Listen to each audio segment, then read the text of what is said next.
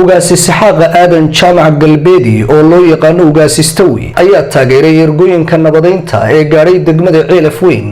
ee galbeedka gobolka Sanaag oo dhowrkii sanadood aynu ka soo gudubnay ay ka taagneyd colaadda beelaha walaalaha ee wada dega degmadaasi iyo deegaanada hoos yimaada ilaa hadda lama hayo qorshe xididada loogu siibayo colaadda beelaha dhidibadana loogu taagayo nabadayn ka dhacda deegaankaasi colaadda beelaha walaalaha ee ka taagan deegaanka ceel Afweyn ayaa naafaysay dhaqaalaha waxbarashada iyo adeegga caafimaadka deegaankaasi taasoo sababtay in deegaankaasi uu ka hadho horumarka ka socda deegaanada kale ee Somaliland balse hadda waxa gaadhay qaar ka mid ah culimaadudiinka miisaanka culus kula Somaliland madax dhaqameed iyo ergo ka socota dhanka dawladda waxaana rajo weyn laga qabaa in la soo afjaro shaqaqada ka jirta deegaanka ceel Afweyn ugaasi saxaaq stawi ayaa tilmaamay sababaha nabad lagaga dhalin karo deegaankaasi tixgabayana ka tiriyay dhibaatada ay leedahay colaadda beeluhu madaxweynihii dalka adiga ah waxaana anagu aanu jeclayn inaad adigu timaado iyadoo uu madaxweyne ku-xigeenkiiba marayo oo ay isku mid tihiin haddana dee waxay leedahay tixgelinteeda culayska arrinta aad iska saarto ayuunbaana dee bulshadu ay eegaysaa madaxweyne waayo waxa daadad baa ka dhacay diyaaradaad ku tagtay halkan lafteeda inaad diyaarada ku timaado way habboonayd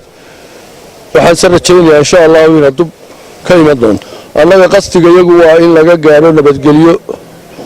beelaha walaalaha ee wada degan Somaliland nabiguna wuxuu yidhi innamal a'maalu binniyaat quraanku wuxuu sheegay nin iyo naag hadday isqabtaan in ehelkooda loo dirayo gabadha ehelkeeda oo nin ah iyo ninka ehelkiisa oo nin ah labada qof haddii ay ka doonaan buu ilaahay yidhi islaaxan yuwafiqha يعني لبدا قف إصلاح الله دريل غير كقرأ إليه شيئان هذا لبدا قف كدوران إصلاح أني يستان إليه غير كإسكت دران إلهي وكأقبله وحلاها مشى بري سياسيين بدن بيسكت تجي دولة بيسكت تكتي شعب تجي وذات تجي وحلاها يوحني يستان إلى أرنكا إلهي درتي يا إخلاص أكو جلسان نيست وإذا كأقبله إلهي سيد القرآن كل شيء haddii arinta waan ka gaari weydaan daacad baydaan ka ahayn cid kasto tagtayba halkana waxaan ka tirinayaa maanso yaro gaaban oo ammaanka ku saabsan tulimadu waxay tahay inay sheegaysa wada dhalad ku nimayow ma aha dhamas caleenteeda dhirta xabagta laga goosto iyo ma dhalanteed xabagti bari ka baxaysay tulimadu maaha fooxa hayda laga goosan jiray laga dhaqaaqi jiray dhirta xabagta laga goosto iyo ma dhalanteed wax la dhaafo maaha oo sinjigu maalin dhaadhaca wadaayaha lagu arkaa hirarka dhaadheer